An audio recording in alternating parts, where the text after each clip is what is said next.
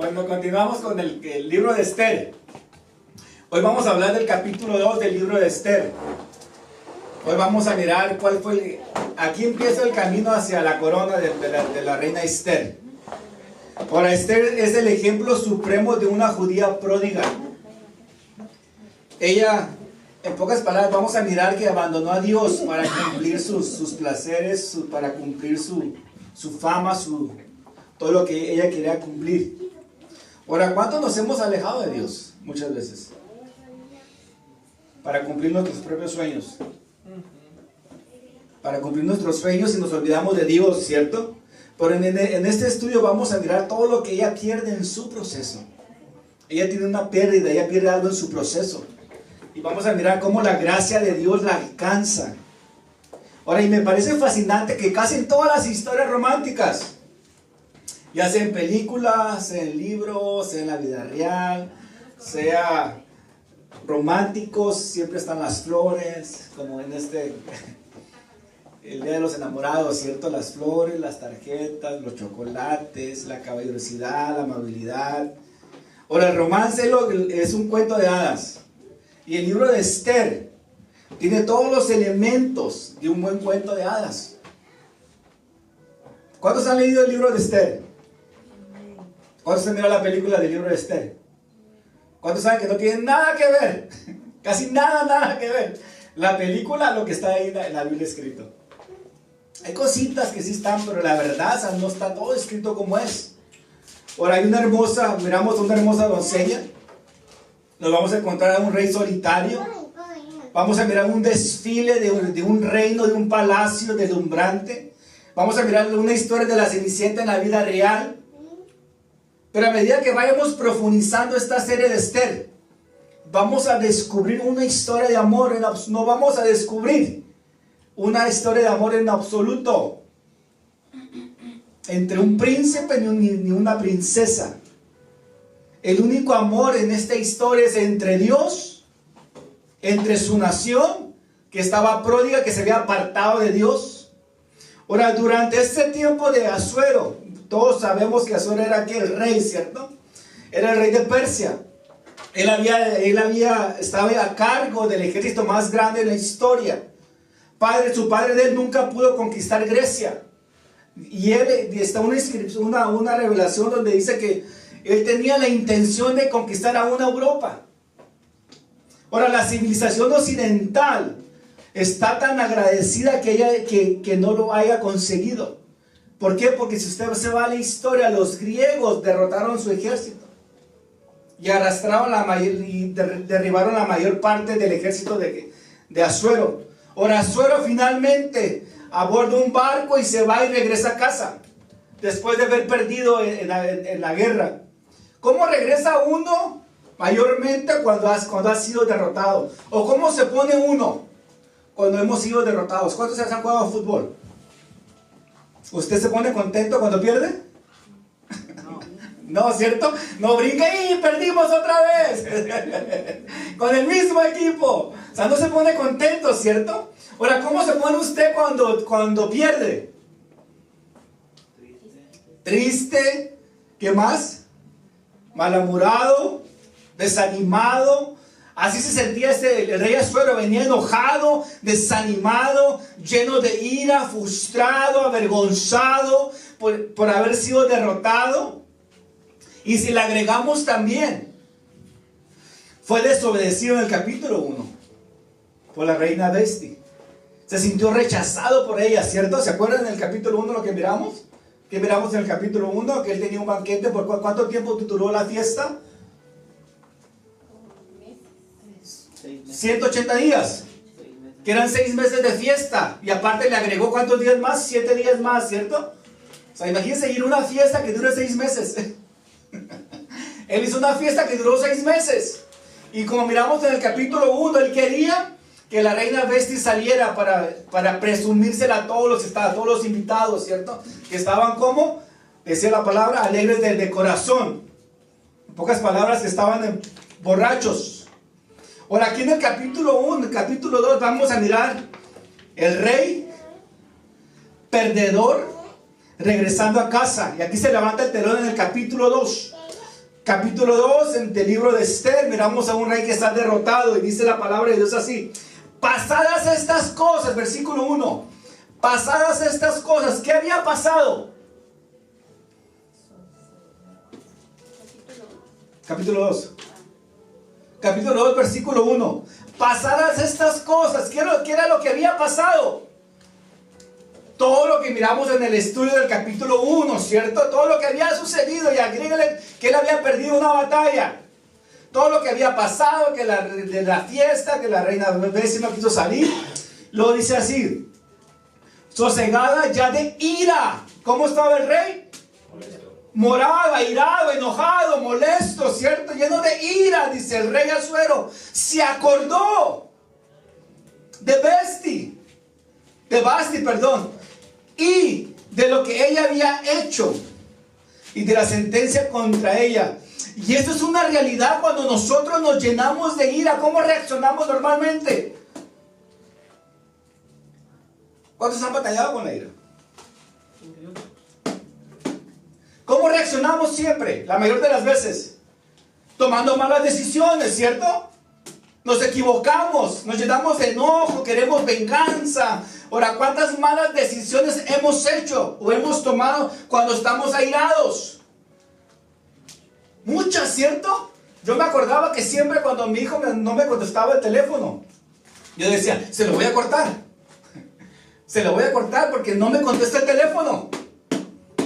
Cuando Andrew no limpiaba su cuarto, me decía, hey, mándame dinero. No, pero siempre te lo mandaba. No te voy a mandar dinero porque estaba enojado. No te voy a mandar dinero hasta que no limpies tu cuarto. Ahora, uno cuando está enojado, airado, toma malas decisiones, ¿cierto? Porque no reacciona bien. Incluso nos queremos vengar muchas veces de nuestros hijos. Seamos honestos, nomás le pasa a José.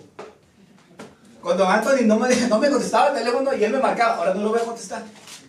Para que sienta lo que yo sentí. Y eso es lo que hacemos, las malas decisiones. También hay que acordarnos que él estaba airado. ¿Por qué? Porque escuchó otras voces que le dijeron, rey, haz esto, haz el otro, castígala, corre del palacio, papá. Y le empezaron a llenar la cabeza de cosas.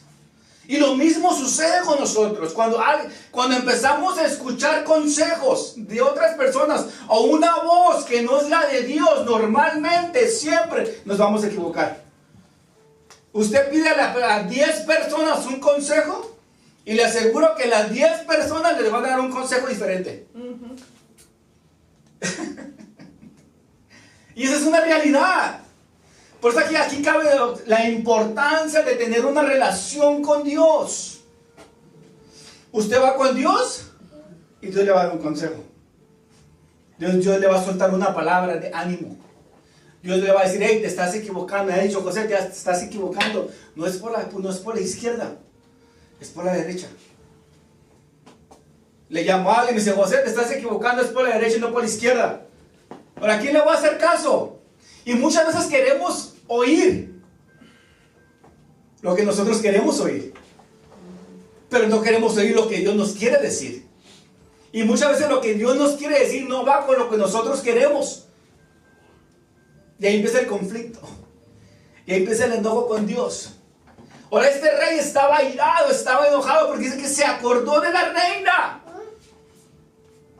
Y en un momento de soledad, de enojo, llegar a casa y no está la reina. Ahora hay que acordarnos que él tenía concubinas. Pero se amaba a la reina. Ahora ya no estaba en casa. ¿Por qué no estaba en casa o en el palacio? Porque ya no estaba. Porque ya la había corrido. Ahora yo he conocido muchas historias de hombres que corren a sus esposas cuando hay un conflicto. Vete de la casa porque aquí el que paga la renta soy yo. Y a los 2, 3 días yo voy a buscarla. ¿Por qué? Porque está ese vacío de hogar, ¿cierto? Y la ira te hace reaccionar de muchas maneras que no va conforme a lo que Dios quiere que nosotros hagamos. Este rey estaba lleno de ira y tomó malas decisiones. Versículo 2 dice, y le dijeron los criados del rey, sus cortesanos, busquen para el rey jóvenes vírgenes de buen parecer. Versículo 3, Y pongan el rey personas en todas las provincias de su reino que lleven a todas las jóvenes vírgenes y de buen parecer a Susa, residencia real, a la casa de las mujeres, al cuidado de Hegai, eunuco del rey, guarda de las mujeres, y que les den sus atibios, y la doncella que agrade a los ojos del rey reine en lugar de Vasti. Esto agradó a los ojos del rey y así lo hizo. Ahora sabemos que históricamente los reyes tenían concubinas a las que se consideraban como esposas de ¿qué? De menor grado. Pongámosles nombre hoy en día, ¿cómo le dijéramos? La otra, la amante. La segunda, hay segundas, terceras, cuartas, parece como carro de primera, segunda, ¿cierto? Esta tenía muchas. Es cierto, hay muchas. También tenían esposas de rango superior que podían llevar la corona en cualquier momento dependiendo de los caprichos y los deseos del rey. Ahora, la historia nos dice que una de las esposas importantes de Asuero, lean la historia, se llamaba Ametris, quien le había dado un hijo a quien eligió como heredero del trono. Ametris había fallecido y ya no tenía el favor del rey durante este tiempo. La historia no nos dice cuál es de las dos, pero si nos vemos a este lugar, vemos que Vasti tomó el lugar de ella. Ahora que Vasti se había ido y había un vacío en el palacio y tanto en el corazón del rey. Así que entendemos que Asuero ahora estaba arrepentido de la decisión que él había tomado por escuchar otras voces, por escuchar consejo equivocado. Hoy estaba arrepentido porque la reina ya no estaba. Ahora en el capítulo 1 se puede mirar que Asuero estaba culpando a los 7 consejeros por haber persuadido de desterrar a la reina. Y muchas de las decisiones que nosotros hemos tomado es por escuchar consejo equivocado. Y al final de cuentas viene y nos arrepentimos. Y me equivoqué. O sea, no era la decisión que tenía que haber tomado por escuchar otras voces que me lavaron el cerebro. La embarré. Ahora el rey no está de buen humor. Sus tropas estaban derrotadas, su riqueza estaba disminuyendo. Ahora, ¿se acuerdan que el título que él dijo en el capítulo 1 que él era el rey de reyes? Ya se estaba perdiendo.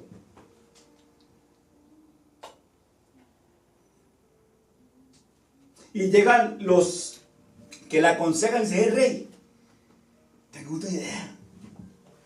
¿Por qué no tenemos un concurso de belleza en todo el imperio para buscar otra reina? ¿Qué dice, rey? La petición era extraña, ¿cierto? Según la costumbre persa, requería de una reina que fuera pariente de las 7 familias nobles que había ahí. Entonces estaban pensando estos consejeros. Bueno, estos consejeros no eran tan buenos consejeros porque ya le habían embarrado la primera vez.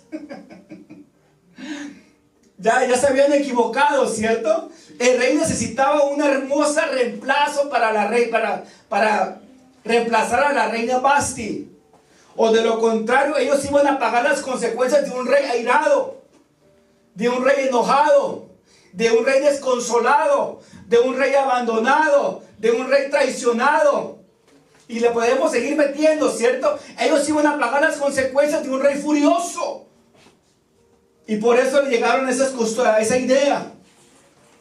Y por eso todo eso va contra las costumbres y tradiciones persas. Normalmente defendían tanto el entusiasmo de ellos mismos. Ahora, este tipo de cosas nunca se habían hecho antes en la historia de Persia. Un concurso de belleza. Nunca se había hecho hasta ahora. Aquí vamos a mirar la historia de la Cenicienta. Y solo un Dios tan grande. Vamos a mirar la grandeza de Dios ahí. Cómo Dios se mueve en todo el libro de Esther. Versículo 3 dice: pongan al rey personas en todas las provincias de su reino. Ahora recuerden que su reino era desde África hasta la India. O sea, era grandísimo el reinado.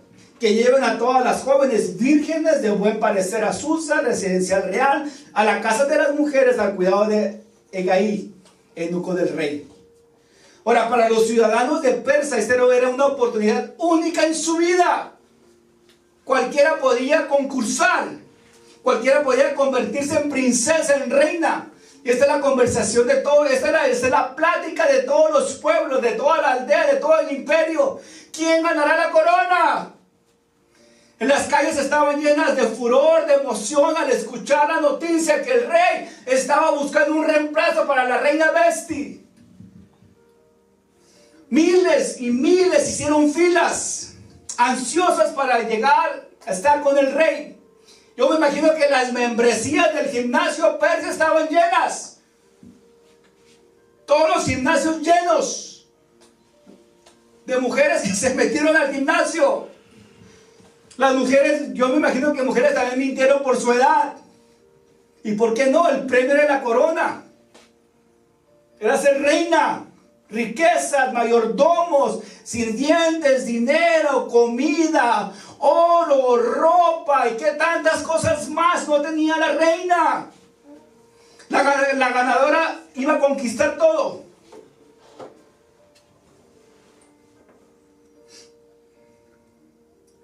Ahora, pero antes de ser atrapados demasiado en la historia, no es un cuento de hadas común y corriente. No pase por alto de lo que se trataba realmente este concurso. No hay forma de maquilar lo que sucedería después de ahí en la historia. Normalmente los concursos de belleza siempre hay ¿cuántos jueces? 4 o 5 jueces, ¿cierto? Aquí, en esta historia, solo habrá un juez.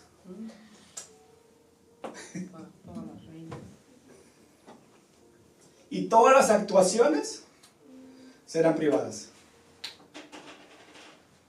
No me mire así, lea la Biblia. Yo no estoy inventando nada. ¿Sí o no era así, Miki? Ahí dice, eran privadas. Ahora, no se equivoque, detrás de la máscara del lujo, del imperial, de las circunstancias que rodean este concurso, está el rostro del libertinaje, inmoralidad, egoísmo, sexualidad, menos de amor. Y todos conocemos ahora reina Esther. Qué bonita historia. ¿Qué hubo detrás de la historia? Traición.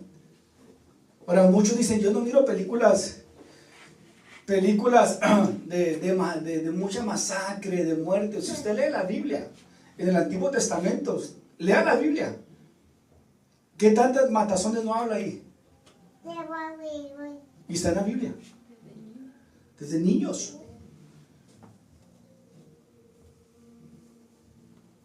Ahora, los eunucos del palacio recibieron la responsabilidad de supervisar el harem, que era una zona dividida entre mujeres. Cuidaban de cerca de las mujeres debido a todo el drama de la competencia. Había peleas, imagínense, dice la historia que eran más de 1400 mujeres que concursaron. Ahora, la mayoría de estas mujeres nunca tendrán más que una sola aventura o una sola noche con el rey. Y después de ahí vivían vidas olvidadas. Se quedaban secuestradas en el palacio de Susa. Lea la historia, yo no le estoy echando mentiras.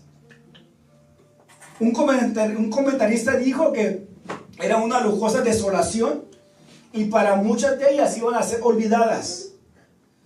Los personajes principales de la historia aparecen en el versículo 5. Dice así: había en Susa, residencial real, un varón judío, cuyo nombre era ¿quién?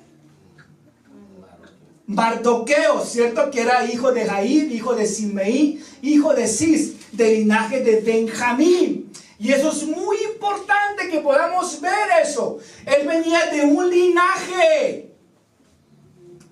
Mardoqueo, entonces, si él venía de un linaje que viene siendo del linaje de Benjamín, ¿de qué nacionalidad era Mardoqueo? Era judío. Y luego sigue diciendo, el cual había sido transportado de Jerusalén con los cautivos que fueron llevados con Jeconías, rey de Judá, a quien hizo transportar Nabucodonosor, el rey de Babilonia. Ahora, tan pronto en el versículo nos presentan a Mardoqueo. Dice que venía de una familia real, del linaje de Mardoqueo. Se menciona que él venía se remonta a la historia del rey Saúl. De hecho, él y su primo son descendientes de lo que hoy conocemos como la tribu real de Israel, que es de Benjamín. Sin embargo, el nombre Mardoqueo no es judío. El nombre Mardoqueo que nos aparece aquí de nada tiene que ver con el linaje judío. Su nombre es simplemente, es un nombre que se escribe Marduk, que significa el dios principal de Babilonia. Era un nombre persa. Así que eso nos produce algunas preguntas. Primero, ¿qué está haciendo un nombre judío de la tribu de Benjamín en Susa? ¿Estaba haciendo qué? Paseando. Segundo lugar que podemos preguntarnos es, ¿por qué Mardoqueo, siendo judío, no regresó a Jerusalén cuando terminó el cautiverio en Persa? ¿Por qué no regresó él? ¿Por qué se quedó en Persa? Por su sobrina. Porque murió su hermana. Ahora, si él era uno de los cautivos, normalmente la mayoría regresaron a su pueblo, a Jerusalén, ¿cierto? Y otros se quedaron en Persa. Mardoqueo se quedó ahí en Persa. ¿Por qué? Segunda pregunta que nos podemos hacer, ¿por qué lleva el nombre de un dios pagano? Si viene de la tribu de Benjamín.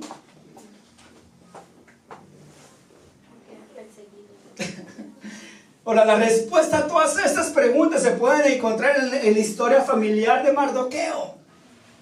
Ahora, cientos años antes, cuando el rey David corría por su vida, que él estaba huyendo porque su hijo Absalón lo quería matar, ¿cierto? Cuando se ha leído la historia, está en 2 de Manuel, capítulo 17. Su hijo le quería quitar el trono y lo quería matar, ¿cierto? Simiel es el antepasado de Mardoqueo. Este hombre, lean la historia, está en 2 de Samuel 16, este hombre le aventó piedras a David. Dice que lo apedreó a David y lo maldijo a David, porque le quería quitar también el trono. Ahora, el hijo de David, Salomón, cuando Salomón tomó el trono, va y mata a Simeí. Eso lo puede encontrar en 1 de Reyes, capítulo 2, en adelante, está toda la historia. Ahora, Mardoqueo sabía todo esto. Él sabía su historia, su antepasado. ¿Cuándo saben su historia, su antepasado ustedes? ¿Cuándo saben de qué familia vienen ustedes? Muy poquito, ¿cierto? O sea, ¿quién se ha puesto a indagar? ¿De dónde venimos nosotros? No venimos del mono. ¿De dónde venimos nosotros? ¿Quiénes fueron nuestros antepasados de nosotros? Y Mardoqueo sabía todo esto, y él sabía que no podía regresar a Jerusalén, porque eso representaba un lugar de derrota para él. Era un lugar donde su familia había perdido el poder, y él tenía miedo de regresar ahí. Ahora, el padre de Mardoqueo se había adaptado mucho a la cultura persa, por lo cual Mardoqueo lleva el nombre de un dios pagano. Y Mardoqueo también se había adaptado a la cultura persa, pero no era de ahí. En este punto de la historia está tan asimilado a la cultura persa que incluso oculta su herencia judía en secreto. Que nadie sepa que yo soy judío, que soy persa. Ahora, ¿cómo pudo vivir con ese secreto? Ahora, ¿saben? Nosotros tenemos una clase que se llama secretos. Vivir en secretos es terrible. Vivir en secretos es lo peor. Cuando nosotros queremos guardar un secreto, cuando José guardaba un secreto, no dormía. Me daba insomnio. Estaba preocupado que me descubrieran. Ahora Mardoqueo estaba igual, guardando un secreto. Nadie sabía que Mardoqueo era judío. Y lo mismo pasa con muchos de nosotros. Y que nadie sepa que eres cristiano, que soy cristiano. Porque se van a reír de mí. Ahora, cuando yo me convertí al Señor, tenía mi primer amor. Les hablaba de Dios a todos. Y hubo un tiempo donde José se empezó a enfriar. Ya no quería que nadie supiera que yo iba a la iglesia. No sé si a ustedes les ha pasado, pero a mí sí me pasó. Porque tenía miedo a las burlas, a las críticas. Y me van a juzgar.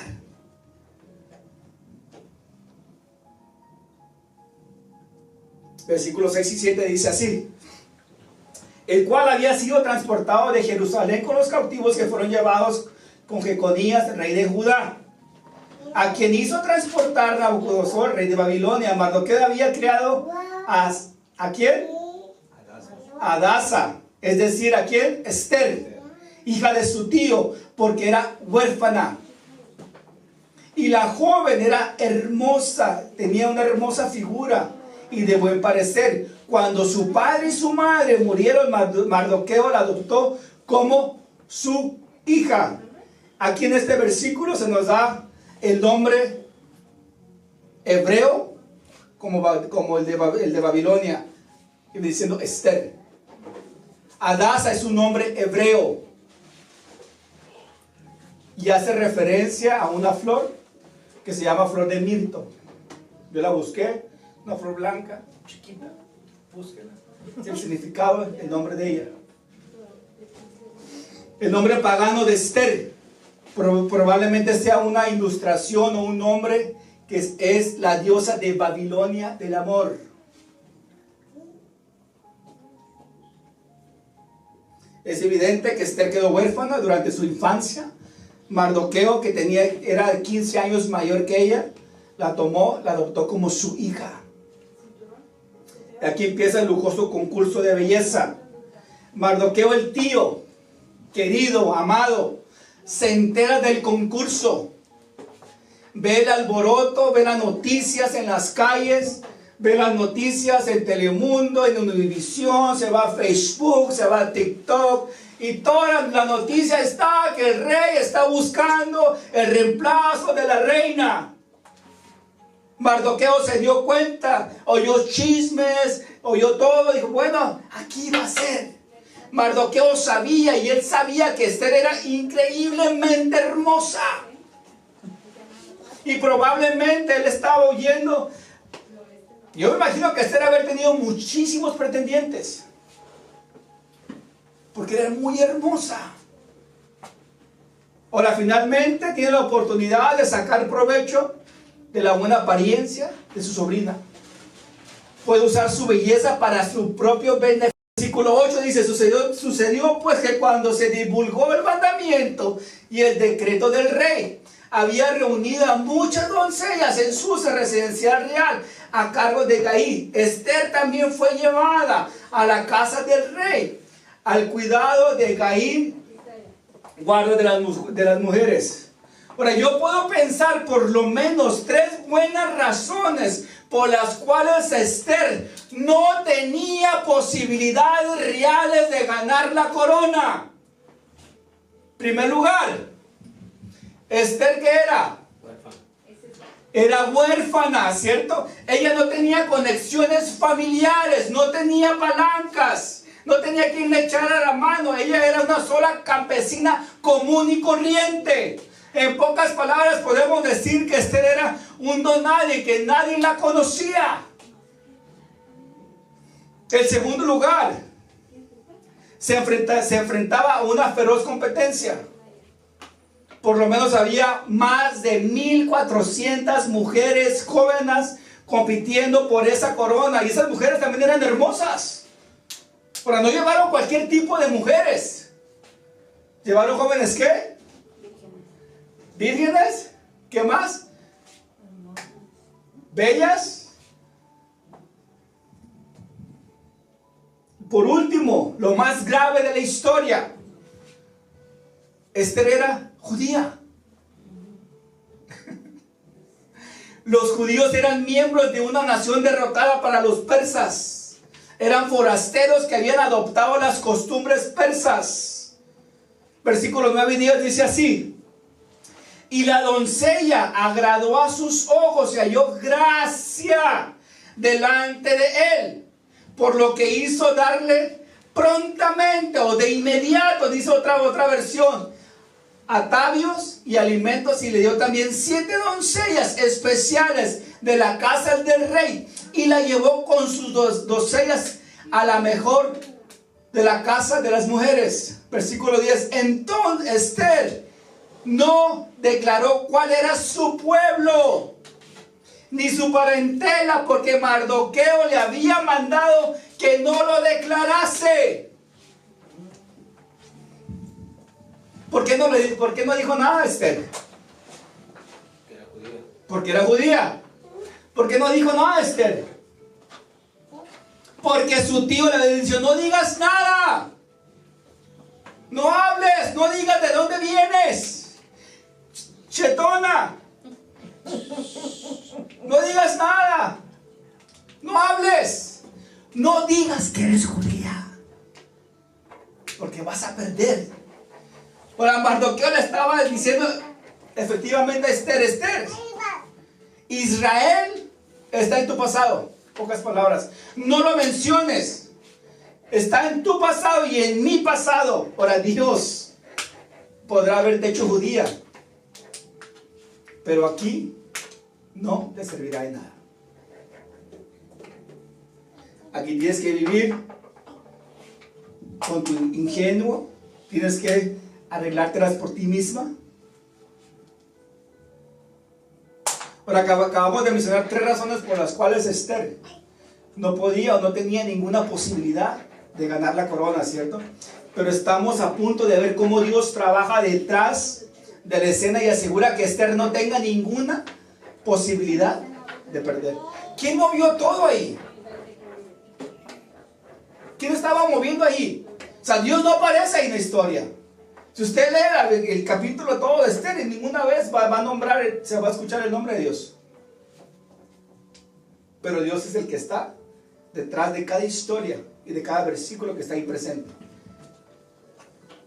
¿Por qué te digo eso? Porque dice el versículo 9, dice que ella halló gracia delante de él. ¿Quién nos da gracia? ¿Quién le dio la gracia a Esther? Fue Dios, ¿cierto? Pero Dios estaba moviendo todo ahí. Esta palabra gracia es la palabra hebrea que se dice ased, que es el mismo término que se usa, que es un pacto con Dios y la bondad de Dios para su pueblo. Y en el versículo 15 también dice: Esther que Esther ganaba el favor de todos los que la veían a ella.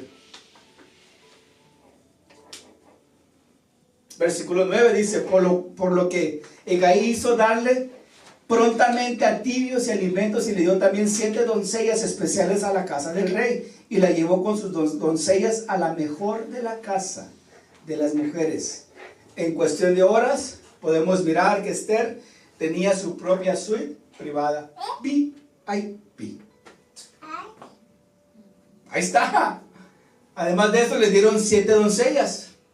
Le dieron para comer y le dieron para beber. Ella ya empezó a disfrutar todo lo que la reina, ¿ves?, disfrutaba. Y no se puede decir lo mismo del pobre Mardoqueo, ¿cierto? Versículo 11 dice: cada día Mardoqueo se paseaba delante del patio de la casa de las mujeres para saber cómo iba Esther y cómo la trataban. Ahora yo me imagino a Mardoqueo mordiéndose las uñas. Híjole, ¿qué estará pasando con Esther? ¿Por qué no le puso una cámara escondida para mirar cómo la están tratando a Esther? Ahora probablemente estaba pensando: ¿qué he hecho? ¿Qué hice? O sea, no manches. Si la descubren realmente que ella es judía y que no es persa, y si la meten en la cárcel por mi culpa y después vienen por mí. O sea, ¿qué tantas cosas no pasó por Mardoqueo? Por eso dice que iba todos los días a mirar a ver si la miraba. Ella está ahí con más de 1400 concursantes. Ella es ingenua. Ella nunca guardará su secreto. Y si dice, y se abre la boca, y si se le sale que es judía, no, ¿qué voy a hacer? Ella no tiene ninguna posibilidad. Tiene que haber algo que pueda hacer que funcione a su favor. Y lo que Dios estaba haciendo, Dios estaba resolviendo las cosas a su favor, sin la ayuda de Mardoqueo. Porque Mardoqueo no estaba ahí. Dios estaba ahí. Mardoqueo tiene que aprender que no es soberano sobre la vida de Esther, pero Dios sí lo es. Mientras caminaba ansiosamente alrededor del edificio del palacio, no tiene ninguna idea mínima de lo que Esther estaba viviendo. Todavía no es una reina, pero la están tratando como si ya fuera la reina. Versículo 12 dice así, híjole. Antes de ser llevada, ¿a dónde? Leamos ustedes, porque lo dice, el José está inventando. Después de ser llevada, ¿a dónde? Versículo 12. ¿A dónde?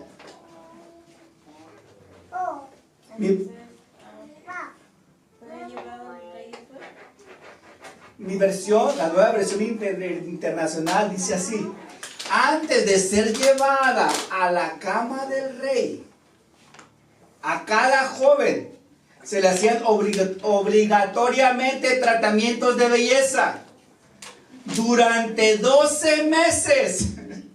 Los primeros 6 con aceite de mirra y los siguientes con perfumes, ungüentos especiales. Y yo pensaba que mi esposa se tardaba mucho en arreglarse. Y aquí dice que esto se tardaban 12 meses en espera, en arreglarse. Por el aceite de mirra se utilizaba para suavizar y aclarar la piel. ¿Cuántos quieren aclarar la piel? Use aceite de mirra. Ahí está. Ahí dice. ¿No dice ahí? O sea, si funcionaba antes, también puede funcionar hoy. Por 12 meses. Por 12 meses. Dado que la mayoría de estas mujeres trabajaban libre, el sol les había oscurecido y endurecido la piel. Ahora, para los persas, la piel clara era un signo de belleza. Por lo tanto, se necesitaban alrededor de 12 meses de terapia, de masajes, de mensajes, de falta de luz solar, para suavizar y aclarar la piel de estas mujeres. En cuanto a la mirra y otros cosméticos, era formado maquillaje. Ahora, los persas no solo usaban los maquillajes para la belleza, sino lo usaban para santificación. Las mujeres se bañaban en piscinas, pongámosles en jacuzzis, llenas de especies, ya que el olfato estaba relacionado con la aceptación divina del rey. Las mujeres usaban maquillaje alrededor de sus ojos y brazaletes alrededor de sus brazos, de su cuello, de sus pies, para protegerse de los malos espíritus, creencia de ellos. Les daban maquillaje para el rostro, todos los tonos, lápiz labial, lineadores de ojos, barniz para las uñas, porque la belleza las acercaba a sus dioses. Yo sé que ustedes arreglan para sus esposos, no para sus dioses. Ahora, pero eran hermosas, y en 12 meses una de ellas se sentaría en el trono como reina. Ya se me está acabando el tiempo, vamos al versículo 13. Cuando llegaba el momento para presentárselas en el palacio del rey, se les permitía elegir la ropa, las joyas que quisiera llevarse al harén. Esa noche la llevaban a las habitaciones, ¿dónde? ¿Habitaciones qué? Privadas del rey. Y a la mañana siguiente, o sea, quiere decir que ellas pasaban toda la noche con el rey. Y a la mañana siguiente la pasaban a un segundo harén. donde vivían las esposas del rey. Ahí quedaba al cuidado de Sahaz, el eunuco del rey, que se ocupaba de las concubinas. Jamás, dice, volvía a la presencia del rey, a menos que le hubiera agradado de manera especial y la mandaba a llamar por su nombre. O sea, para que ella pudiera regresar otra vez con el rey tenía que aprenderse el nombre de ella para que ella pudiera regresar con el rey. Versículo 15. Esther, hija de Abinaí, tío de Mardoqueo. Mardoqueo había adoptado como hija a su prima menor Esther. Cuando a Esther le llegó el turno de ser llevada ante el rey, ella siguió el consejo de Gaí. O sea, este hombre le dijo: espérate, haz lo que yo te voy a decir. Si quieres ganar la corona, haz esto. ¿Quién conocía tanto al rey? ¿Quién? El eunuco sabía los gustos de él. Él sabía cómo esa reina Esther podía ganarse el corazón del rey. Y le dijo así: cuando Esther llegó al turno de ser llevada ante el rey, ella siguió el consejo de Agaí, el eunuco encargado de harén. No pidió nada aparte de lo que él le sugirió. Y todos los que la veían la admiraban. El versículo 16. Llevaron a Esther ante el rey en el palacio real a comienzos de invierno del 7º año de su reinado. Y el rey, ¿qué dice? Versículo 17. ¿Y el rey qué? Y el rey amó a Esther más que todas las demás jóvenes. Estaban tan encantados con ella que le puso la corona real sobre la cabeza y la declaró reina en lugar de Vasti. Ganadora real. Suena superficial, ¿cierto? Esther ahora es la Miss Persia. Ahí está. Pero hay algo que no está tan emocionado aquí. ¿Ustedes creen que valió la pena perder la virginidad con el rey? ¿Valió la pena perder su integridad? ¿Y las otras? Este libro está bueno. Está muy interesante. No se lo pierdan. Está muy interesante. Ahora, Esther pudo haber ganado el puesto de reina, pero no ganó un marido.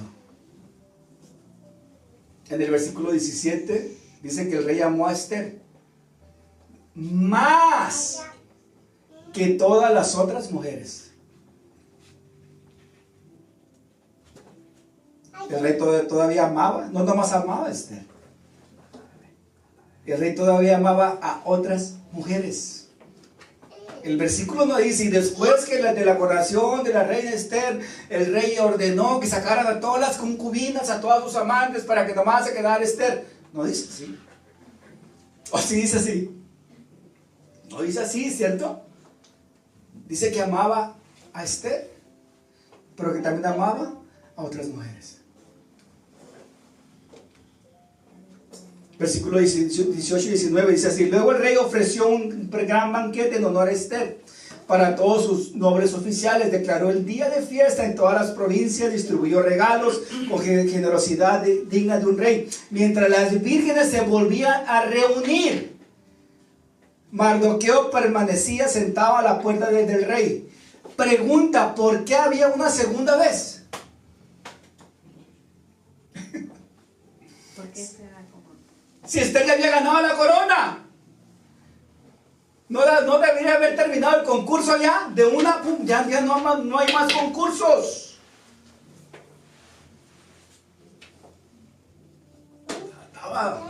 Estaba medio enfermo el rey, ¿cierto? ¿O no? ¿Cómo miran ustedes al rey? ¿Eh? ¿Cómo? Un adicto sexual, ¿cierto? Lleno de adicción. ¿Por qué otra vez?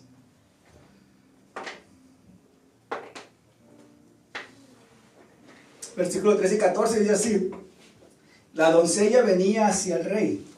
Todo lo que ella pedía se le daba para venir ataviada con todo ello desde la casa de las mujeres hasta la casa del rey. Ella venía por la tarde y en la mañana siguiente volvía a la casa segunda de las mujeres al cargo de Hasaz, eunuco del rey, guardaba de las concubinas, y no venía más al rey a salvo que el rey las quería llamar por su nombre.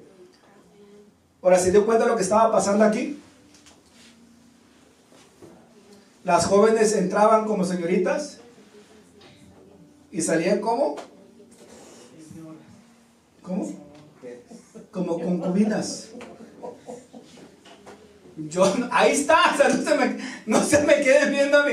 Ahí está, o sea, lo que pasa es que, o sea, nunca nos ponemos a leer, o sea, a entender bien lo que la palabra de Dios nos está, así dice. En el lenguaje de nosotros salían, entraban como señoritas y salían ya como amantes. Pero Esther no era fácil. Por eso. Y si quieres saber más, los espero la próxima semana. Y también era la cultura de ese entonces ahí. Como era judía. Y la próxima semana vamos a mirar un pleito entre familia ahí. ¿Qué hay? Pero vengan, Dios es bueno. La herencia. La herencia. Vamos a ponernos de pie. Dios ha sido muy bueno, y Dios fue muy bueno con Esther y con todo su pueblo.